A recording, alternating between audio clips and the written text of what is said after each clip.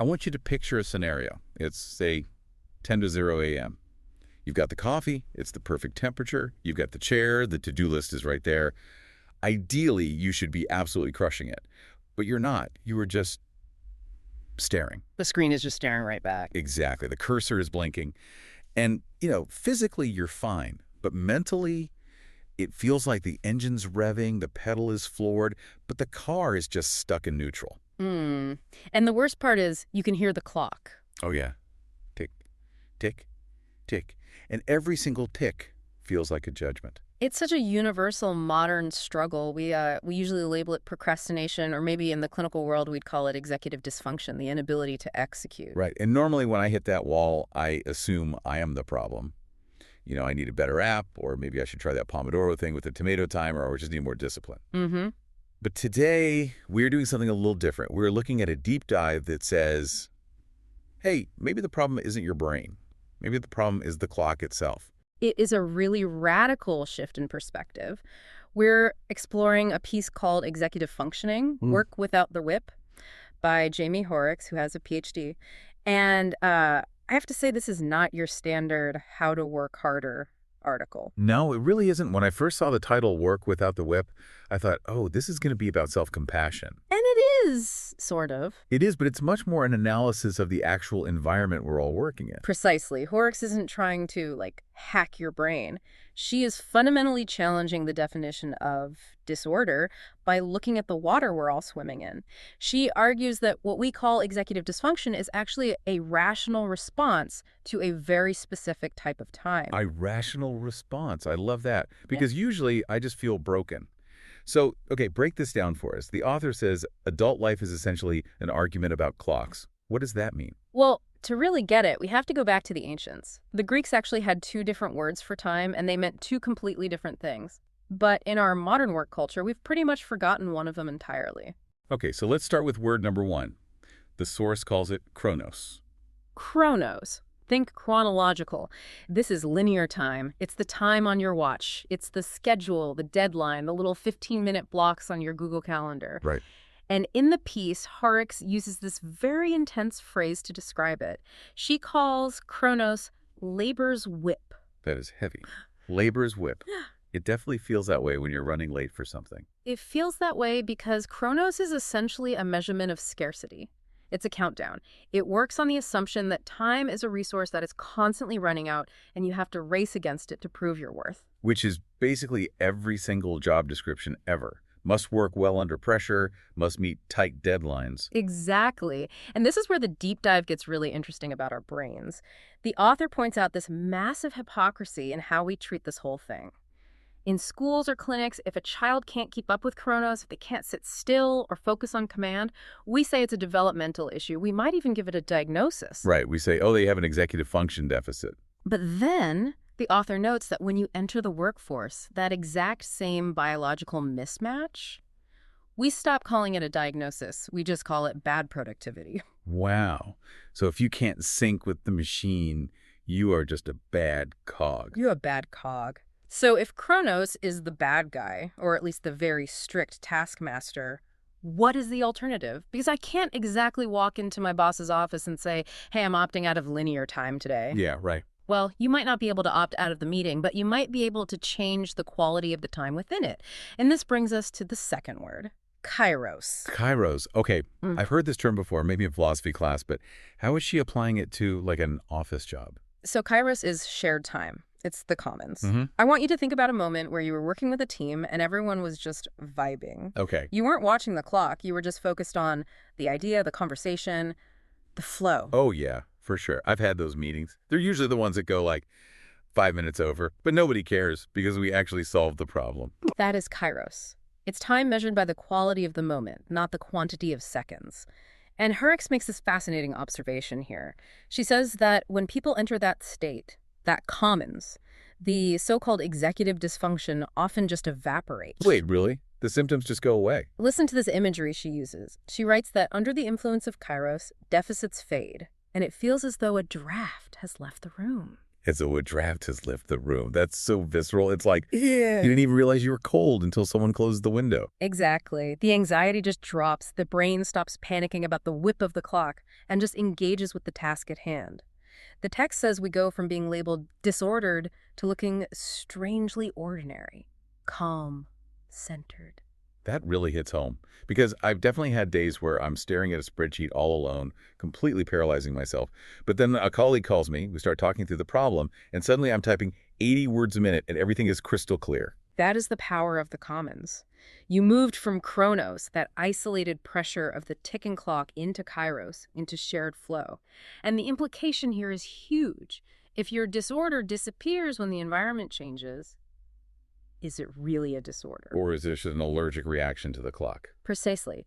But this, of course, begs the question, if kairos works so well, if it makes us feel calm and actually makes us more productive, why isn't our entire economy built on it? Why are we so obsessed with the whip? Yeah, why do we insist on the miserable way of working? To answer that, the deep dive introduces a concept from indigenous Algonquian mythology, a concept the author calls Wetiko. Wetiko. You know, I've heard this described as a cannibal spirit in folklore, but I'm assuming she's using it metaphorically here. Yes, very much so. In this context, Hoerricks describes Wetiko as a mind virus that's rooted in greed, in hoarding, and in fear. It's the mindset that enforces Chronos. Okay, so Wetiko is like the little middle manager in your head who's freaking out about the timesheet. That's a great way to put it. The text explains that Wetiko operates on what it calls a theology of scarcity. It believes there isn't enough to go around, not enough money, not enough time, not enough value. So it has to hoard, it has to control. And I guess that shared time, that Kairos flow state where we're all just jamming on an idea, that must feel like a total loss of control to a mindset like that. It feels incredibly dangerous to Wetiko. The text uses this incredible visual metaphor. It says Wetiko prefers shiny objects stacked in private cupboards and minutes fenced like cattle. Minutes fenced like cattle. Wow. That is literally billable hours. That is the 15-minute calendar increment. It is. It's the need to corral every single second and put a price tag on it. If you and I are just flowing in a meeting, Wetiko gets really nervous and starts asking, how do I measure this? Who owns this time? How do I fence it in? It's seeing abundance. The two of us coming up with great ideas together, and it treats it like a threat because it can't be neatly put into a spreadsheet. Exactly right. The commons threatens this whole theology of scarcity because it proves that value actually grows when you share it. When we pass ideas back and forth, we don't have less. We suddenly have more. But Wetiko and, the systems built on it, they just can't compute that. So the naysayers, the bosses who demand you, sit at your desk until 5 o'clock sharp, even if your work is done. They are standing at the door with their rulers, according to the text. They are terrified of a world where work bends to human weather. Bends to human weather. I really stopped on that line when I was reading. It's so beautiful, but it's also kind of sad. Because our work doesn't bend, does it? No, it doesn't. I mean, if I wake up and my internal weather is stormy, maybe I'm sad, maybe I just have low energy, the expectation is still be sunny, be productive, be 72 degrees and clear skies. And that mismatch is where so much of the suffering comes from. Chronos demands consistency. Humans are biological. We're meteorological beings. We surge, we rest, we storm. Wetiko just whispers that if we give in to our weather, we'll be poor, we'll fail. But the author says that's a lie. She points to her own experience, to afternoons that proved otherwise. Times where hands were busy without any panic. But to get there, you have to fight the system. And that brings us to the part of the article that I found the most emotionally resonant. Yeah. Section 3, the sadness. The sadness. So this part is about two different types of thinkers, a linear mind and the Gestalt thinker. Now, I think most of us probably know for linear, if you love a good Gantt chart, you're probably a linear thinker. Right. Linear minds think in sequence. Step A leads to step B, leads to step C. They fit perfectly into the Chronos world. They are the model employees. But then there's the Gestalt thinker. Yes. Gestalt means shape or form. Yeah. A Gestalt thinker is holistic. They don't see the steps. They see the whole picture all at once. They feel the pattern. Can we maybe use an example? Because I feel like a lot of people listening might be Gestalt thinkers and not even know it. Sure. Imagine you're planning a big dinner party. A linear thinker starts with a list. 1, buy groceries. 2, preheat the oven. 3, chop the vegetables. It's a very clear sequence. Okay, makes sense. A Gestalt thinker, on the other hand, stands in the kitchen, and feels the dinner party. They see the mood, the flavors, the conversation, the whole outcome. They know exactly what it should be. But if you ask them, okay, so what is step one? They might just freeze. Yes, that is the executive dysfunction moment. You see the entire vision, but you can't break it down into the tiny linear steps that the world demands from you. And this is the tragedy that Hoerricks points out. The Gestalt thinkers spend their entire lives accommodating the linear minds. How so? The text says Gestalt thinkers can set straight tables and pour tea in rows if they have to. They learn how to translate their internal swirling weather into these rigid little steps just to survive in the office. They are doing the mental labor of translation every single day. It's like speaking a second language constantly. Okay, I have this big, amazing idea, but I have to put it into a boring bulleted list so my boss doesn't freak out. Exactly. It is translation fatigue. And the heartbreaking part, according to the source, is the total lack of reciprocity. Yeah, talk about that, because it really doesn't feel like the linear people are trying to meet us halfway.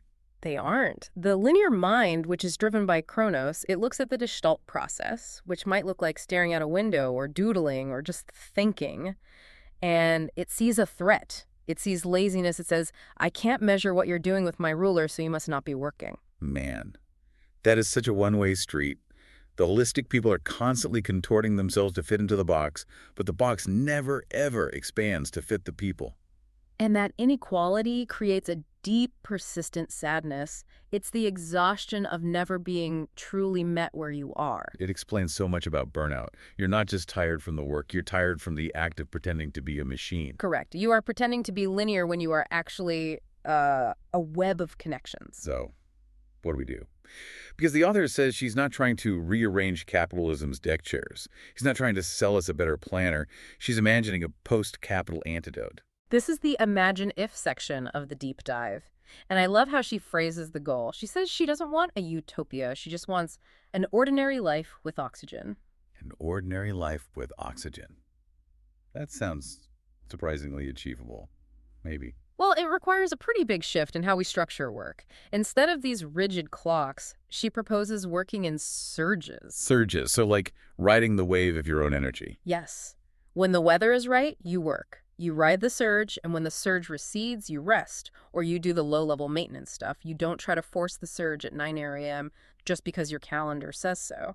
And what about meetings? Because my calendar is just full of them. She suggests a shift in language. Instead of just doing status checks, we should ask, what is ripening? What is ripening? Oh, I love that. It's such an agricultural metaphor. You can't scream at a tomato to make it turn red faster. Exactly. You can whip the horse, but you can't whip the harvest. Things take the time they take. And if we approached our projects more like a garden and less like a factory, we might stop feeling so disordered when things aren't ready yet. There's this beautiful image she uses of the collective calendar written in pencil. Written in pencil, meaning it is temporary, it's humble, it can be erased and rewritten based on what's actually happening. And she gives these examples that honestly made me tear up a little bit. A calendar that's flexible enough to kneel when a child is ill and stand when a story is ready. That dichotomy is so important. To kneel when a child is ill, that's the compassion. That's admitting we are human beings with families and bodies. But to stand when a story is ready, that is the productivity part. Right. It's not about being lazy. It's saying, hey, the idea is here. The story is ready. Let's stand up and do the work now. It's engagement based on readiness, not on obligation. It reframes work completely. It assumes that people want to be productive. It trusts that if you stop fencing their minutes in like cattle, they will actually give you better work. It sounds like a dream, honestly.